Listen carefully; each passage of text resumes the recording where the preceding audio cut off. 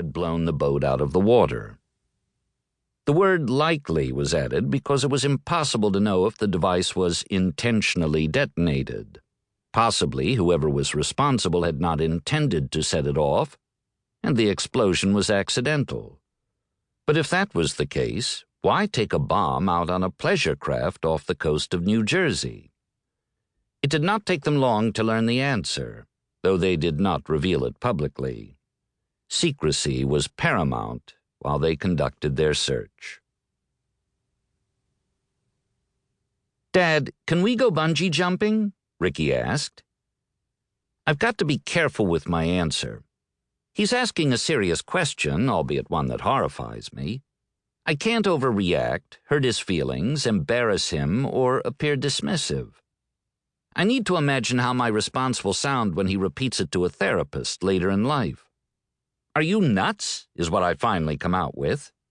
It's possible that I didn't fulfill my previously stated criteria for a good answer. So I add, "Bungee jumping?"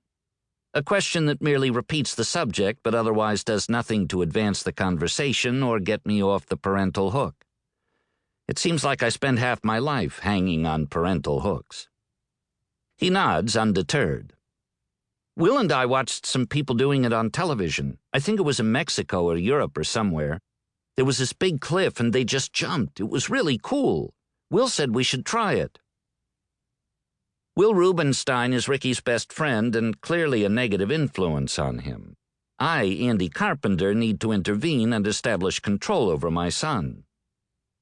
"You should speak to your mother about this," I say. Lori Collins is my wife and Ricky's mother. She's probably more capable of establishing the control that I mentioned. "She said I should talk to you, and she laughed when she said it."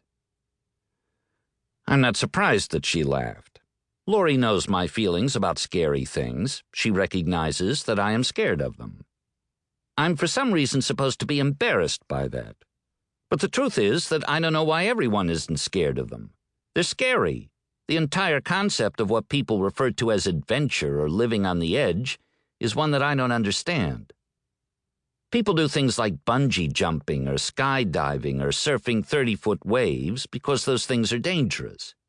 The excitement lies in the fear, the risk. Without it, those things would not exist. For example, there is another way to reach the ground from a plane rather than jumping out of it. You could just land. The truth is that fear of all these adventures is legitimate. If things don't go well, the practitioner, the adventurer, could die. And what if they do go well? The bungee cord holds and isn't a few feet too long, or the parachute opens, or the waves don't swallow the surfer up and turn him into shark food. What then? The person lives? Yes, because that's the goal. Survival is the goal. There are other ways to continue to live. For example, bowling, or ping pong, or watching television, or eating pistachio nuts. There are a lot more, but I've just listed 4 of the best, except for bowling. I had a roommate in my freshman year of college whose goal was to climb the highest mountain on every continent. My goal at the time was to change roommates. He would frequently tell me that taking risks for adventure, pushing the envelope, was what life was all about. Anything else, he would say, was just existing. I'm not sure when existing got such a bad name. What's the alternative? It's the only thing I can think of that is both necessary for life and carries a negative connotation. No one says that breathing is a waste of time or eating is for suckers.